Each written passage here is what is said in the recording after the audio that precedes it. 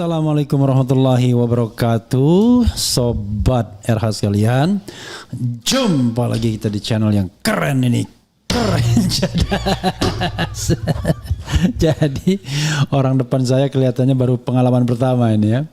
Sobat RH sekalian, kita mau mengupdate perkembangan RRT dan kuasa hukum atau penasihat hukumnya yang baru. Tambahan ya. Walaupun kita menghandle tiga-tiganya hasil kesepakatan mereka. Jadi bersama saya Jahmada Girsang. Malam bro. Malam. Hati-hati dengan abang Jahmada ini. Tiba-tiba dia nyanyi nanti. Aku selalu panggil RH ini Prof loh. Oke. Pokoknya aku tidak mau merubah itu ya Prof itu. Sekalipun ada yang keberatan, aku tetap panggil Prof RH. Kan bisa provokator saya. Jangan. Jadi abang ya, karena bro Jahmada lebih senior, saya panggil abang ya. Siap. Jadi gini bang ya, kita ingin memperkenalkan sebagai kuasa hukum atau penasihat hukum yang baru.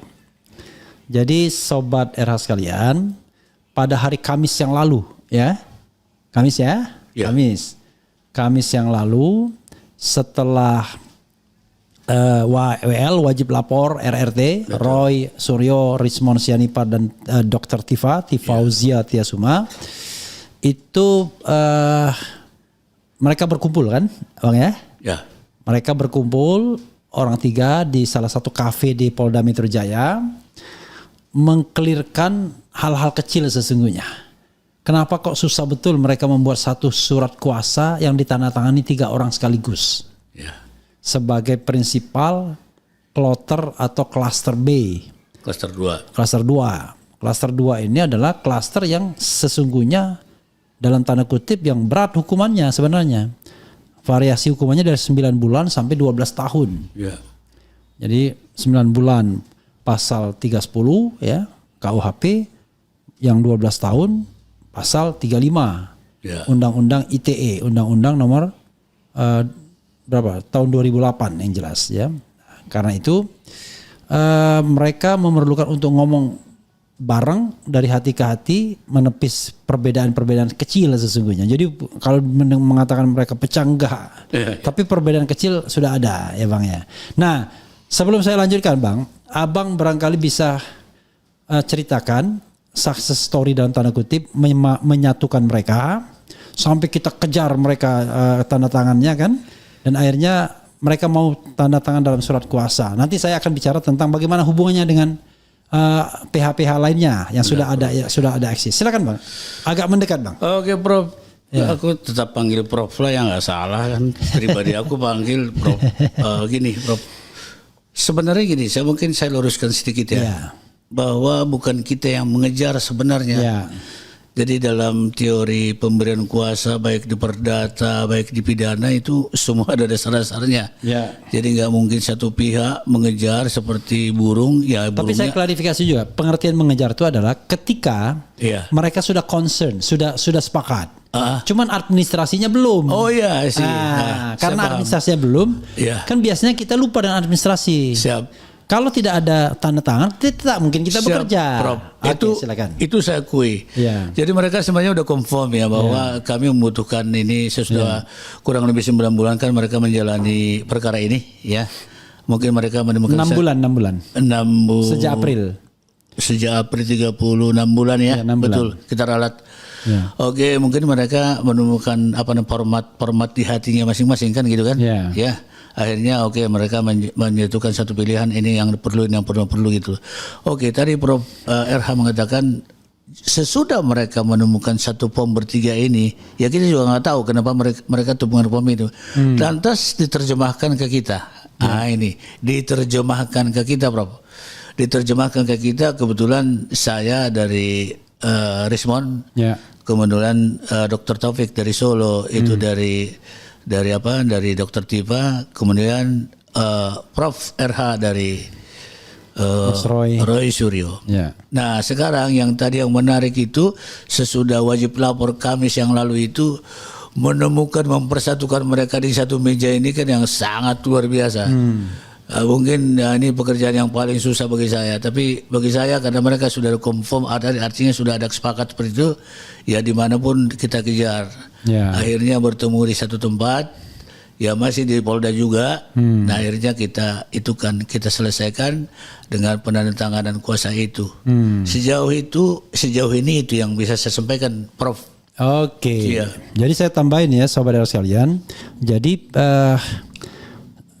memang terjadi diskusi intens ya di antara mereka dan kemudian di antara kita juga kan, di antara Bang Jahmada, saya, kemudian Dr. Taufik, bagaimana menyatukan 3 kepentingan yang barangkali slightly different, tidak berbeda banget, cuma kecil aja perbedaannya kan, Beda-beda tipis lah. beda-beda tipis ya kan, beda-beda tipis.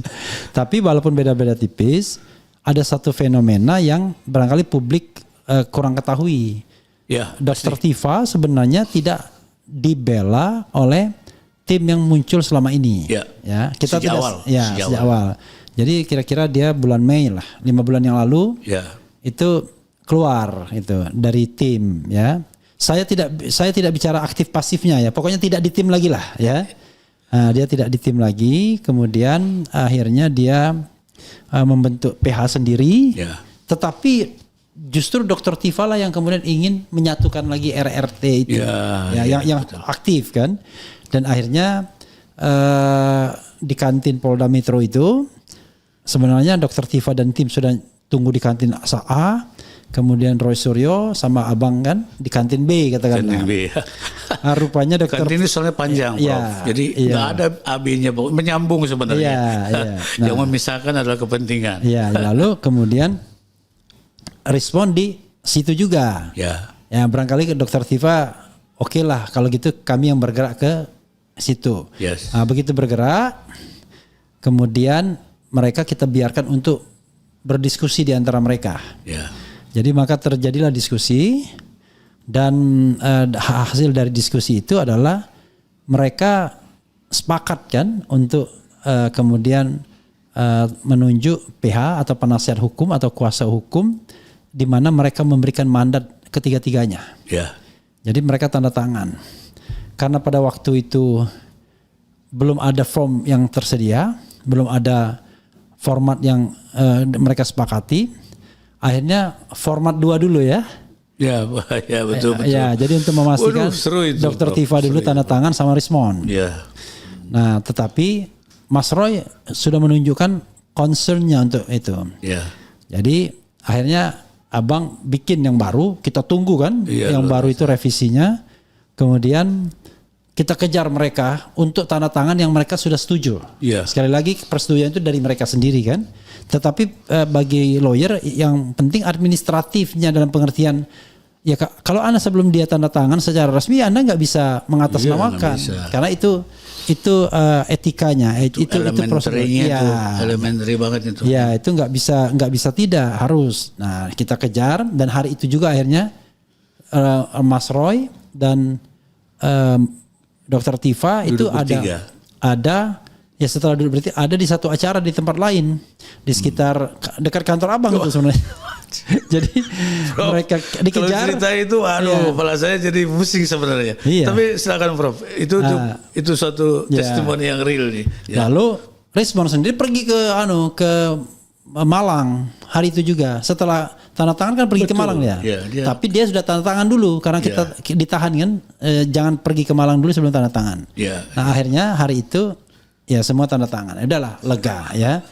Oke. Nah Bang, pertanyaannya adalah kita sih memang belum mengumumkan ya sebagai PH. Saya tidak menyebutnya PH baru, pokoknya PH tambahan. Kenapa? Karena PH-PH yang ada atau penasihat hukum yang ada ya tetap bekerja sesuai dengan mandatnya masing-masing. Tetap. Cuman bedanya adalah kalau kita mendapatkan mandat dari 3 orang langsung, kalau PH lain barangkali ada yang mendapatkan 2 mandat, ada yang 1 mandat, ya kan? Ada yang barangkali 1 mandat tapi plus yang lainnya. Betul. Nah, kita tahu bahwa sobat RR sekalian yang menjadi tersangka itu kan 8. Jadi selain RRT, Roy Suryo, Rismon Sianipar, kemudian Tifauzia Tiasuma, ada juga Egy Sujana, Damai Hari Lubis, Rizal Fardila, Tri Kurnia, kemudian juga Rustam Effendi. Ya.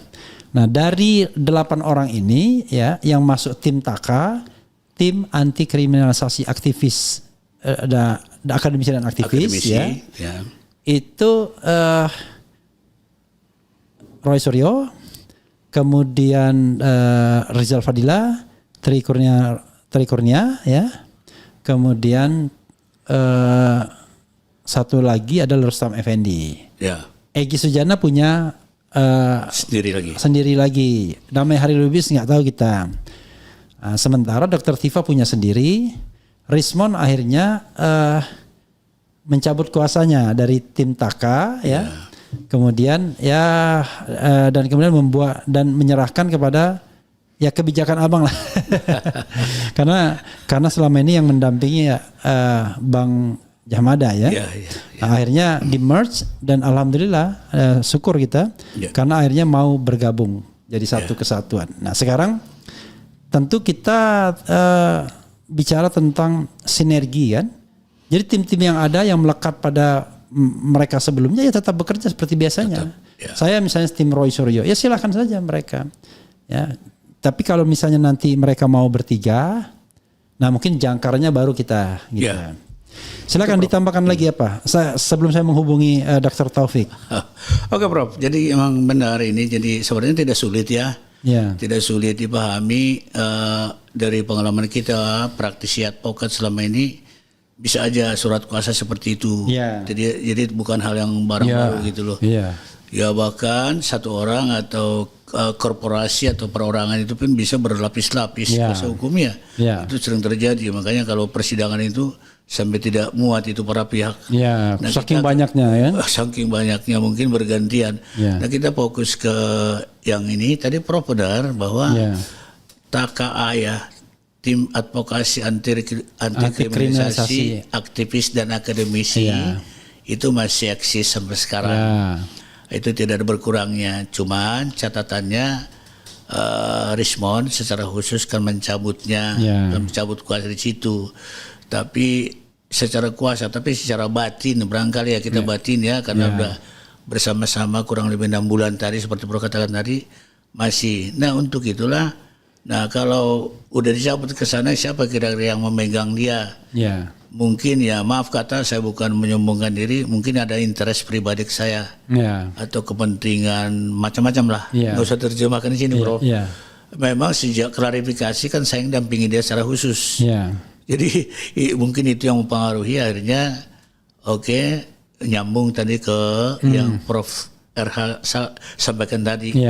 Terjadilah namanya kalau istilah saya mungkin beda, ini adalah kuasa hukum yang lebih privat begitu Prof. Lebih privat, ada general, ada yang privat gitu loh.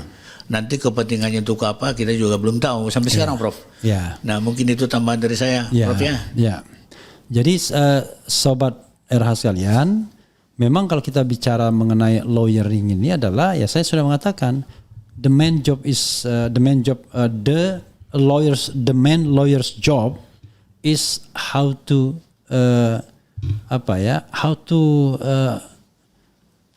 defense the client. Jadi bagaimana membela kliennya. Seringannya. Kalau bisa bebas, misalnya in case ini dalam kasus pidana sudah jadi tersangka. Kalau tidak bebas, paling tidak seringan-ringannya. Atau tidak membebani pikiran kliennya kan begitu, jangan menambah beban. Jadi betul-betul kita itu seperti dokter yang ingin mengobati kan.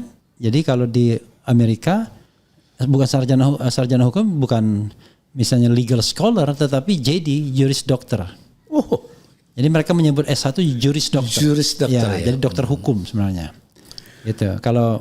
Kalau dia doktor, SJD, jadi spesial juris dokter. Karena itu tugasnya adalah ya bagaimana kita memberikan advice hukum sebaik-baiknya agar klien kita mendapatkan hal yang sebaik-baiknya pula. Nah, gitu ya. Coba kita perlu nggak kita menghubungi Dr. Taufik? Nggak perlu lah ya? Atau perlu kita? Saya kira perlu banget. Perlu ya, coba kita. Karena yang disebut tadi kuasa tambahan itu adalah Prof. Refli Harun, Jahmada Girsang dan Dr. Muhammad Taufik dari Solo. Tetapi ada tetapinya. Tidak hanya 3 sesungguhnya. Karena ada beberapa nama lainnya. Oh ya, maksudnya mainstreamnya itu, Ya, Prof. Tapi ikutannya ada. Iya, ada ikutannya. Kecuali ada. kalau Profesor FH ini hanya sendiri nih dari Roy Suryo nih. Ini catatan sendiri, catatan khusus. Karena Roy Suryo kebetulan sudah banyak yang mendampinginya. Baik tim Taka maupun lawyer pribadinya. Tambahan lagi ya. Ya, jadi kepentingan menarik Roy Suryo adalah kepentingan kebersamaan. Karena selama ini walaupun misalnya dia tidak dibela oleh tim dari Dr. Tifa misalnya, tetapi kegiatan-kegiatan tetap ikut, misalnya press conference bareng dan lain sebagainya. Jadi itu menunjukkan bahwa kadang-kadang yang malu tuh kita lawyer ini.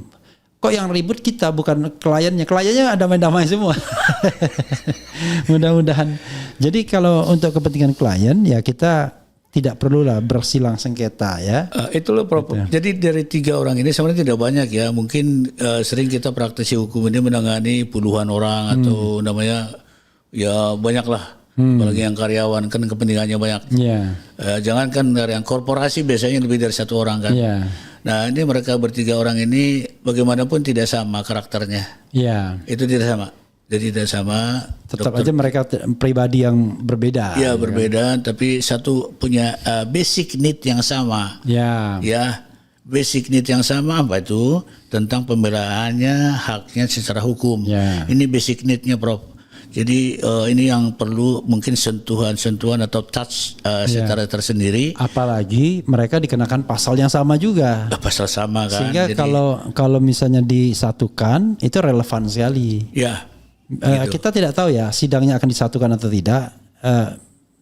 Saya kira dibedakan karena tetap ada special case penekanan di mereka. Tapi kita nggak tahu apakah nanti sidangnya itu langsung split atau di split. Nah kalau split ya kita berarti split juga. Kita belum tahu Prof. Itu pasti jauh sekali rasanya. Coba kita telepon Pak Taufik ya. Jadi saudara sekalian dari tim Pak Taufik ada juga diikutkan, dari tim Bang Jahmada ada juga. Nah saya cuma sendirian saja dari Mas Roy karena Mas Roy sudah banyak sekali. Banyak ya. Gerbongnya udah banyak sekali gitu ya. Gitu. Nah tetapi ketika kita bicara mengenai power of attorney yang sudah ditandatangani, kita nggak bicara lagi masing-masing. Nggak bicara lagi. Ya, tim lagi. Kita bicara as a team. Jadi work with team lagi. Gitu loh, Prof. Jadi saya bisa assist, misalnya memberikan nasihat kepada Rismon, kepada Dr. Tifa, ya kan. Not only to Roy Suryo kan. Gitu. Demikian juga Abang Jahmada ya, gitu. Prof, aku menurut saya kan makanya perlu kita kedewasaan ya, mature ya, mature thinking how to face about kejadian bukan kejadian ya, yang sekarang ini gitu loh. Kalau kita bicara hanya pikiran yang sempit, mungkin tidak mengerti. Nah sekarang ini kebutuhan orang ini jujur mengatakan kan ada imbas dari pidananya. Nah jadi siapa yang bisa menyelami ini Prof? Siapa yang bisa menyelami ini, mungkin itu yang mereka butuhkan sekarang. Beda dengan 6 bulan yang lalu, struggle for life-nya mereka itu sangat tinggi, tapi tambah lumrah kan. Teori apa juga, teori mana juga lama-lama kan menurun gitu. Nah mungkin itu yang saya nggak tahu persis ya, tapi mereka memutuskan seperti itu, bukan kita gitu. Kita hanya mengadopsi saja Prof. Ya, tapi kita lihat ya, karena namanya gelombang itu kan bisa naik, bisa turun misalnya. Jadi kita nanti lihat. Buktinya Medan banjir, Bro. Sibolga banjir, Aceh banjir. Siapa bisa memperkirakan itu gitu loh. Jadi analogisnya seperti itu menurut saya.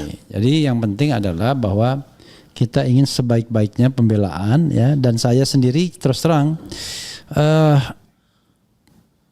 bukan hampir tidak pernah saya membela kasus pidana. Selalu kasus hukum tata negara, termasuk jadi lawyer Pilpres kemarin. Cuma sesungguhnya orang sering lupa bahwa ini tidak pidana ansih. Di sini ada aspek-aspek konstitusionalnya. Jadi kalau kita tarik pada aspek konstitusinya kental sekali, karena ini kan menyangkut kebebasan berpendapat ya, baik secara lisan maupun tulisan. Nah mudah-mudahan hakim itu juga akan mempertimbangkan aspek-aspek non pidana juga, seperti aspek konstitusional, aspek demokrasi dan lain sebagainya. Termasuk juga misalnya kita lihat di Undang-Undang Sisdiknas dan lain sebagainya. Jadi itu ini tidak hanya soal pendekatannya pidana, tetapi multidisipliner bisa. Nanti kita lihat ada soal bahasa di situ kan. Ya, jadi common sense-nya juga masih tinggi ya itu. Selain itu Prof, selain HTN, Prof kan ahlinya. Ini kan udah mulai membentur politik. Prof kan ahlinya juga, pengamat politik juga kan. Mudah-mudahan ya. Karena memang kerjanya tidak hanya di on court ya, tapi out of the court juga. Jadi tidak hanya di dalam pengadilan, tapi di luar pengadilan. Nah, tentu apapun hasilnya kita berharap terbaik bagi mereka RRT kan begitu. Bukan terbaik bagi kita. Kalau terbaik bagi kita pengen. Ya. Kalau kita udah baik, Prof. Kita udah baik. Jadi for the client, not for the lawyers ya kan. Oke, kita sambil telepon Pak Taufik, siapa tahu dia bergabung jadi satu. Nah, di tim kita itu ada beberapa nama yang juga sudah dikenal. Coba kita. Waalaikumsalam warahmatullahi wabarakatuh. Dr. Taufik pakai Q ya. Saya sedang live sama Bang Jahmada bicara mengenai POA ya, Power of Attorney yang baru kita terima dari RRT. Kita tadi cerita-cerita ya bahwa itu berasal dari keinginan mereka untuk bersatu. Kemudian akhirnya tanda tanganlah 3 orang tersebut ya, walaupun berasal dari 3 unsur tetapi tetap satu. Nah, kedepannya ya tentu kita akan bersinergi secara positif dengan tim-tim yang sudah ada. Karena tim-tim yang sudah ada itu tidak dibubarkan dan tidak punya kuasa juga kita untuk membubarkannya kan. Karena memang misalnya Mas Roy di Bela Taka ya tetap ya. Jadi justru kita berharap ya apa yang sudah dikerjakan ya tetap harus dilakukan sebaik-baiknya. Hanya memang nanti kalau kita bicara mengenai menunjuk 3 orang langsung ya tentu nanti kita bisa bedakan. Ada yang barangkali pemegang 1 tanda tangan ya, ada 2 tanda tangan, ada 3 tangan, jangan-jangan ada juga 8 tanda tangan kan. Nah kalau kita kan hanya untuk RRT saja ya. Tapi kita RRT saja, tidak yang lain yang 5 itu. Nah silakan Pak Taufik mengomentari. Tapi tadi bahasa kita adalah bahasa moderat, memoderasi, bukan bahasa memancing keributan antar lawyer. Oke silakan. Selamat malam buat semuanya ya. Ini saya gebrak juga nih meja saya ya. Jadi saya ingin menegaskan kembali sebenarnya jauh sebelum muncul pemberitaan di mana-mana yang bernarasi negatif, kami sudah memegang kuasa, terutama saya Muhammad Taufik dan Jahmada Girsang, dan kami sebenarnya sebelumnya adalah teman lama juga ya. Jadi dengan ketiganya itu bukan orang baru. Dengan Mas Ray Suryo, sebelum adanya perkara ini saya menjadi ahli di perkara beliau ya. Kemudian dengan Rismon kami sama-sama beberapa kali mengunjungi tempat yang diakui sebagai tempat KKN-nya Pak Dr. Andes Insinyur Joko Haji Widodo begitu ya. Nah, terus dengan Dr. Tifa ini juga long story ya, sudah sangat panjang dan salah satu yang merekomendasikan untuk menunjuk saya sebagai penasihat hukum ya. Kalau perkara pidana pengacara itu kan sebutannya berbeda. Kalau perkara perdata kuasa hukum, kalau pidana itu penasihat hukum. Kenapa saya bilang? Karenanya di dalam perkara pidana itu seorang advokat dia tidak bisa menggantikan dan tidak bisa mengambil alih apa yang menjadi tanggung jawab dan kewajiban seorang prinsipal atau klien. Oleh karenanya batasan dia itu harus memberikan nasihat. Oleh karenanya kebetulan latar belakang kami Muhammad Taufik itu memang pidana dan beberapa kali memberikan keterangan ahli pidana. Jadi ini nyambung lah, dan sebagai bukti strategi yang kita mainkan, tentu Anda tahu pernah dimuat di channel Refli Harun ini ya, yang mengatakan dari sekitar 156 pertanyaan, kami menjawab semuanya satu-satu, tetapi jawabannya dengan bahasa yang seragam bahwa kami hanya bersedia diperiksa apabila diperlihatkan ijazah asli, dan apabila keempat pelapor itu juga di bukti pelaporannya juga ditunjukkan. Itu kelihatannya sederhana, tetapi itu bukan bahasa pembangkangan dan itu bahasa sangat pidana sekali. Karena kasus itu berurusan dengan apa yang disebut sebagai penghinaan. menggunakan pasal 48 Undang-Undang ITE ayat 1, mau menggunakan pasal 32 ayat 1 dan pasal 35 ayat 1 yang ancamannya sangat tinggi begitu, 8 tahun, tetapi klasternya adalah klaster penghinaan, dan klaster penghinaan itu rumusannya diatur sebelumnya di pasal 310, 311 sampai 319, di mana di situ syarat utamanya adalah orang yang harus dirugikan. Karenanya ketika kami menjawab 156 pertanyaan jawabannya sama, jadi mohon dipahami ya, bukan 156 dijawab dengan satu pertanyaan, bukan. 156 pertanyaan ke-1 sampai dengan 156 jawabannya sama. Karena apa? Ini akan membawa konsekuensi bahwa prinsipal kami tidak mengakui itu sebagai penghinaan, itu yang pertama. Kalaupun itu masuk kategori delik penghinaan, maka yang memiliki legal standing seperti banyak orang mengatakan, yang memiliki alasan hukum, ya, memiliki kedudukan hukum untuk mengadu, aku bilang mengadu bukan melapor, tentu orang yang merasa dirugikan, karena begitu delik, apalagi penghinaan itu delik aduan yang sifatnya absolut. Ada delik aduan yang tidak absolut, apa misalnya pencurian dalam keluarga. Pencurian dalam keluarga itu kalau yang mencuri anak, ayah, ibu, orang tua boleh melapor, atau saudara kandung, abang, adik boleh melapor. Itu yang saya bilang. Itu Bang Refli. Iya, Pak Taufik, tahan dulu kalau soal materi. Kita bicara bagaimana kemudian surat kuasa sudah ditandatangani dan kemudian bagaimana kita nanti menjalani kerjasama dan lain sebagainya dengan pihak-pihak lain. Ya. Jadi ini yang harus terima kasih diluruskan kembali oleh Bang Refli Harun ya. Lalu saya sekarang bicara profesionalisme hubungan ketika kita sudah membuat namanya PJH, apa itu PJH, perjanjian jasa hukum. Jadi seorang advokat yang profesional sebelum dia menandatangani kuasa, dia menandatangani yang disebut perjanjian jasa hukum. Even itu membayar atau tidak itu no problem. Tapi yang utama di dalam PJH itu termuat hak dan kewajiban dari para pihak ya. Oleh karenanya tadi di awal saya mengatakan bahwa karena namanya penasihat hukum, berarti kita kan sedang menasihati orang yang sedang ABH. ABH itu adalah OBH, orang yang sedang bermasalah dengan hukum. Karena itu seorang advokat seperti kami setidaknya harus melakukan 3 hal. 1, memberikan arahan ya, jadi memberikan arahan bagaimana strateginya menjawab, strateginya berkata di depan media, di depan penyidik dan sebagainya. Lalu yang kedua, kita harus memberikan bantuan hukum ya.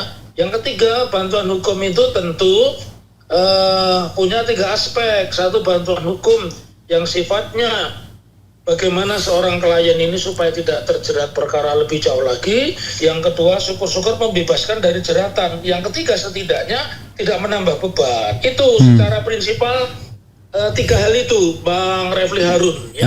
Oke. Ya, Sobat Era Sekalian, Pak Taufik posisi masih di Solo ya? Saya di Semarang, tapi rencana saya, karena kebetulan saya padat sekali itu. Banyak acara seperti ini, bahkan saya harus ke Surabaya dan sebagainya. Tapi saya merencanakan supaya gampang begitu, saya mau bawa mobil itu hari Ahad insya Allah saya akan berangkat ke Jakarta. Nanti mungkin kita bertiga online bareng begitu, biar orang tahu Jahmada Girsang itu seperti apa.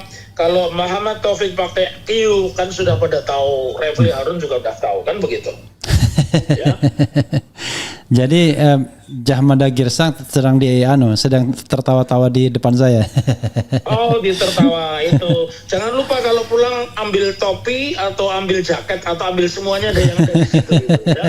Oke, Mas Taufik.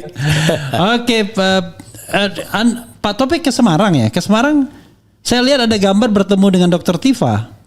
Ya, ada itu di satu tempat. Kami begini, kami kan memberikan pendampingan dimanapun namanya. Tadi saya bilang, tugas seorang penasihat hukum kan memberikan nasihat. Ketika dia bercakap dengan siapapun, untuk kepentingan apapun, sepanjang dia membutuhkan nasihat kita berikan nasihat. Jadi saya mengawal itu Dr. Tifa itu kan berada di Jogja dan juga berada di Semarang begitu ya. Maka menjadi kewajiban saya sebenarnya kan sudah ada deal untuk waktu ketemu dengan Abang Da, Jahmada Girsang dan Bang Refli Harun. Tetapi seperti tadi aku bilang, klien kita ini kan sedang OBH, orang yang bermasalah dengan hukum, makanya tugas kami mendampingi supaya tidak salah-salah kata. Tapi secara prinsipal aku mau kembali kepada pertanyaan awal bahwa adanya Jahmada, adanya Taufik, Jahmada dan Refli ini di dalam rangka untuk, saya tidak akan mengatakan sinergi, nanti kayak istilahnya pemerintah. Saya hanya ingin mengatakan bahwa kita menambah amunisi itu untuk mengatur strategi, dan strategi sudah kita lakukan di saat pemeriksaan. Begitu Bang Refli. Jadi dan saya ada begini. Kalau saya boleh ngomong sedikit lagi ya. Boleh, silakan. Ya, jadi begini.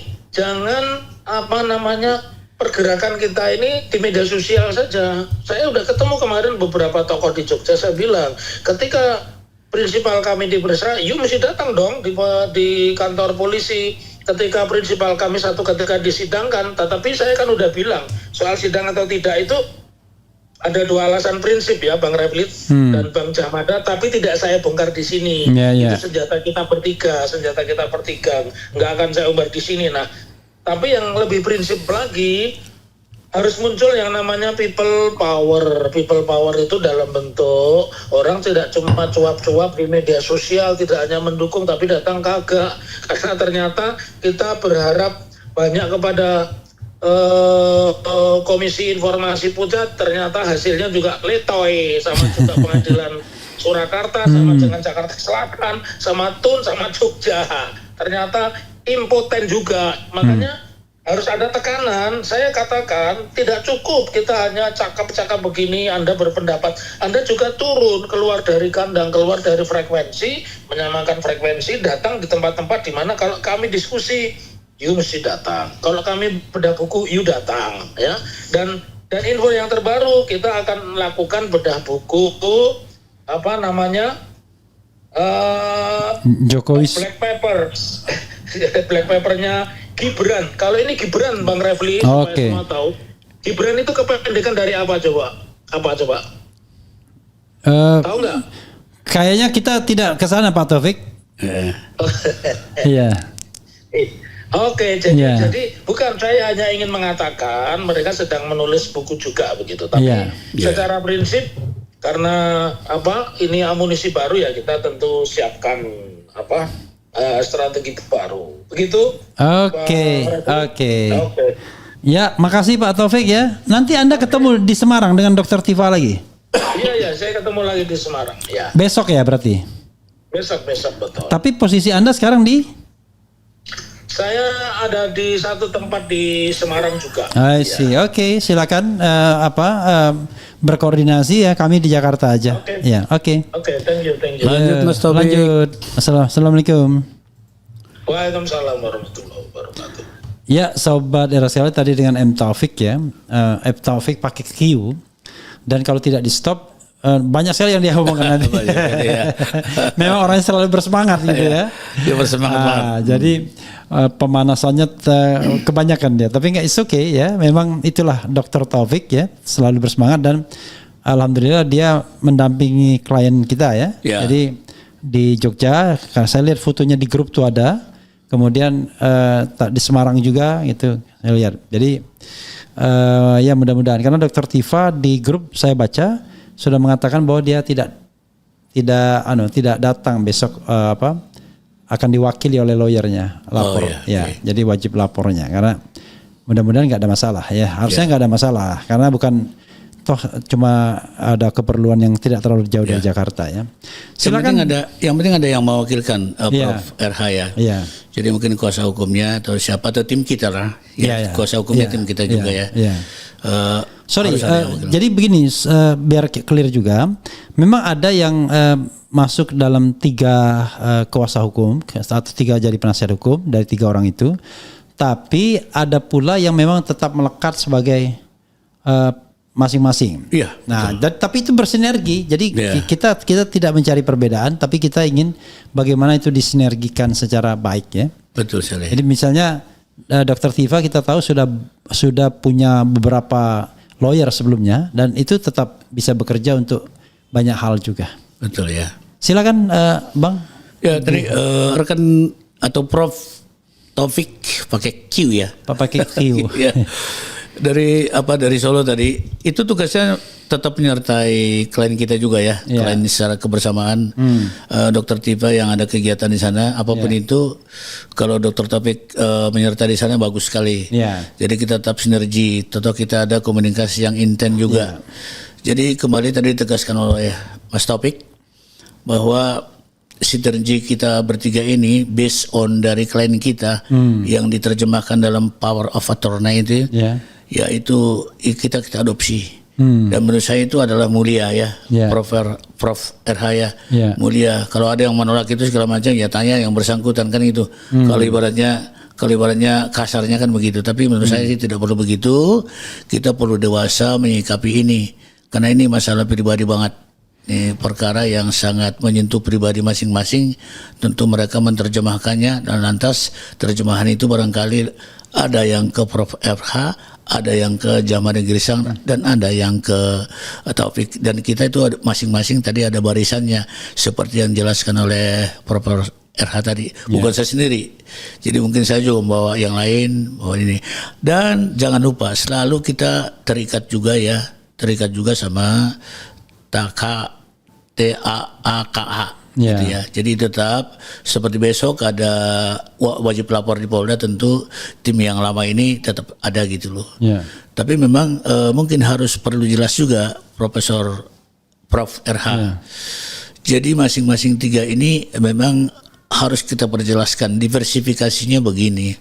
Kalau tadi kan Prof RH mengatakan kalau Dokter Tifa itu di bulan kedua itu sudah jelas putus dari TAAKH ya, TAAKH itu kan udah putus.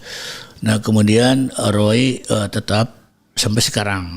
Ini diversifikasi bertiga. Nah kemudian kalau Rismon itu mungkin 2 minggu lalu mengirimkan surat itu kan. Nah jadi ini diversifikasi mereka. Nah sekarang how to manage, ini yang the most important thing nih Prof. How to manage the diversification of the personal ini oleh kita. Itu bukan tugas sembarangan. Ini menyentuh hati. Ini bukan sekedar mendengarkan sebuah lagu yang indah karangan dari Profesor RH ini. Lagunya banyak tuh menyentuh jiwa. Enggak, more than it menurut saya. Jadi mengkomentarin pun menurut saya Prof RH ya, enggak sembarang. Ya, jadi ini mainstream atau poin yang kita boleh dengar juga oleh masyarakat yang mendengar ini. Gitu Prof, dari saya mungkin ditambahin Prof. Jadi yang kita ingin tampilkan adalah concern, keinginan dari RRT sendiri. Itu yang paling penting. Jadi causa primanya itu ya. Jadi sebagai penasihat hukum ya tentu kewajiban kita memberikan nasihat terbaik ya, langkah-langkah terbaik. Tetapi tentu harus dikembalikan pada prinsipal itu, karena prinsipal lah yang akan menanggung konsekuensi dari semua tindakan yang akan dilakukan. Jadi kalau kita ini ibaratnya mereka suruh gas ya kita gas gitu loh. Mereka mereka suruh rem ya kita rem. Makanya saya selalu mengatakan kita harus bedakan antara seorang lawyer, seorang pengacara, seorang kuasa hukum atau penasihat hukum dengan seorang aktivis atau seorang akademisi. Ya, setuju Bang. Semua noble, semua mulia, tetapi tugasnya beda-beda. Seorang akademisi, ada saat-saatnya, Bro. Lanjut, Bro. Seorang akademisi, seorang akademisi bicara terus tentang sebuah kebenaran, lurus saja dia, kacamata kuda. Pokoknya yang benar itu yang diyakini. Seorang aktivis bicara mengenai advokasi biasanya, mana yang kuat bagi advokasinya itu yang dia. Tapi kalau seorang lawyer ya how to save the client. Lebih dari itu. Jadi dia harus mempertimbangkan betul apa yang menjadi resiko konsekuensi dari kliennya kalau dia salah bersikap kan begitu. Begitu saja Bang Jahmada, nggak terasa lumayan juga kita. Terasa ya. Prof, aku tambahkan sedikit. Boleh. Saya memberikan kesempatan. Jadi dulu ada saya awalnya tahun 90-an lah. Jadi asisten pengacara dulu kan, dulu namanya pengacara. Bahkan pokrol bambu. Ada seorang pengacara mengarang buku, advokat itu adalah seniman. Benar. Jadi kalau kita membuat bulat itu tetap bulat, bukan advokat namanya. Bukan berarti dalam arti konotasi negatif ya. Positif. Artinya kita harus to manage, harus berpikir semaksimal mungkin. Jadi jangan satu jurus. Kalau satu jurus menurut saya siapapun bisa. Inilah advokat disebut power of attorney itu. Prof. RH malam hari ini. Makasih banget ya waktunya, Prof. Saya berterima kasih jadinya ya. Padahal Prof yang jadi host. Inilah pengacara. Sudah ambil alih aja dia. Siap, Prof. Jadi sekali lagi ya, kenapa saya akhirnya ikut bergabung juga? Karena ini ada aspek-aspek konstitusional, ada aspek-aspek politiknya, ada aspek-aspek perjuangannya. Siap. Jadi semua kita ini ya, kalau mau dibilang pro bono semua ya kan. Jadi bekerja memang berprofesional tetap, tetapi tidak dalam pengertian finansial tentunya, tapi dalam pengertian bahwa kita bekerja sebaik-baik, insya Allah sebaik-baiknya ya. Prof, sebelum tutup Prof, aku menarik ini, boleh tambahin dulu. Prof kan tadi itu kan mainstreamnya Prof di situ. Topik kira-kira apa? Girisan kira-kira apa, Prof? Gambaran coba bikin dulu gambaran semacam gambar gunung lah, Prof. Pandangan jauh. Ini penting harus. Jadi ada sedikit divisiveness ya. Jadi nanti kan kita tahu bahwa Abang Girsang, Bang Jahmada sama Dr. Taufik itu sudah sangat berpengalaman di persidangannya ya, dengan segala keahliannya.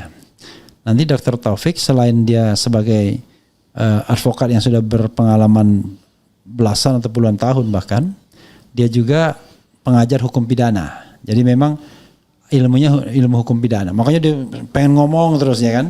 Padahal lawyer nggak boleh ngomong banyak-banyak, tapi dia itu ada seorang pendidik kan, seorang dosen, sehingga tentu dia akan konsentrasinya banyak ke sana. Bang Jahmada juga seorang praktisi yang sudah puluhan tahun juga menangani kasus baik perdata, pidana maupun kasus-kasus lainnya. Karena itu pengalaman praktikalnya itu yang diperlukan. Termasuk juga kita tahu Bang Jahmada adalah seorang mediator. Nah, jadi sebagai seorang mediator dia tahu betul bagaimana mendinginkan suasana walaupun tidak berasal dari daerah yang dingin. Karena daerahnya daerah yang suka debat sesungguhnya. Jadi Jahmada Girsang. Tetapi beliau juga punya kemampuan itu karena kita bukan bicara mediasi dalam pengertian yang lain ya. Kita bicara bahwa setiap langkah kita dalam melakukan pembelaan itu bisa saja ada rekonsiliasi, ada mediasi, kapan harus keras, kapan harus lembut dan lain sebagainya. Termasuk sama hakim nantinya, sama jaksa nantinya dan lain sebagainya kan ada beberapa hal yang barangkali nanti seni berkomunikasi itu akan dibutuhkan. Nah kalau saya konsentrasi saya adalah barangkali kepada aspek-aspek konstitusi dan hukum tata negaranya. Pakemnya Prof di situ. Ya, jadi nggak bisa diganggu-gugat itu. Ya, karena misalnya Prof Denny Indrayana kenapa ada di situ? Ya itu juga yang akan dilihatnya. Karena kalau kita bicara mengenai pasal-pasal yang dikenakan, itu adalah pasal-pasal yang potensial melanggar hak asasi manusia, hak konstitusional dari klien kita. Bagaimana melakukan penelitian kok diganjar dengan ancaman 12 tahun? Ya, padahal dia bikin buku. Kalau buku ini jelek, ya silakan bantah. Tapi so far kan tidak ada yang membantah buku ini. Bahkan tulisan Dr. Tifa itu dipuji oleh Ketua Umum Partai Umat Ridho Rahmadi sebagai sebuah karya yang pantas diganjar dengan gelar doktor juga. Bayangkan. Dan saya juga ya, karena dia menggabungkan ilmu yang cukup banyak. Neuroscience, behavioral dan lain sebagainya. Itu ilmu yang unik sesungguhnya. Nanti abang harus baca juga nih bagian Dr. Tifa ya. Nah, karena itu kita ingin lihat bahwa apa yang dilakukan oleh klien kita ini sesuatu yang ilmiah sifatnya. Bukan ketengan, bukan ecek-ecek. Respon serius sekali dengan digital forensiknya. Roy Suryo dengan telematikanya coba berapa kali dia menelanjangi upaya-upaya orang untuk mendisinformasi orang lain. Terakhir kan kita lihat tuh yang pendukung Jokowi kan. Nah Dr. Tifa itu dalam dinginnya dia kemudian menganalisis bagaimana perilaku aktor politik dalam hal ini Jokowi melalui ilmu yang dia sebut dengan neuropolitika. Jadi menarik sesungguhnya. Tetapi kan dalam demokrasi kita yang masih sontoloyo, orang bikin buku atau orang berpendapat itu dianggap jauh lebih bahaya daripada orang-orang yang korupsi. Korupsi aja kadang-kadang masih mendapatkan tempat, tapi begitu orang kritis nggak ada mendapatkan tempat ya. Tapi mudah-mudahan pemerintahan Prabowo tidak demikian. Begitu Bang Jahmada ya. Mudah-mudahan kita bisa bekerja dengan baik. Ini awal yang baik. Tidak hanya di antara kita, tapi juga di antara tim-tim lainnya. All tim lah, tim besar ya. Karena di sini rupanya kalau kita lihat, kita sebutkan ya, ini ada Jahmada Girsang, ada Petrus Celestinus ada di sini juga. Ya. Ada Jamie Mokolensang, kemudian ada H. Mulyadi, ada Dr. Billy Matindas, ada Joni Silalahi, ada David Brian Kaniga, ada Hizkia Miguel Abelardo, ya. Kemudian ada Ahmad Wirawan Adnan, kemudian ada Andika dan Dian Prastio, ada Muhammad Taufik SH, ada Refli Harun, ada Tony Soehartono, ada Aziz Yanur, dan Ahmad Midan. Siap. Jadi inilah lawyer-lawyer yang kemudian di mix up. Yang dari Abang, yang dari Dr. Tifa, yang dari Muhammad Taufik, jadi di mix up.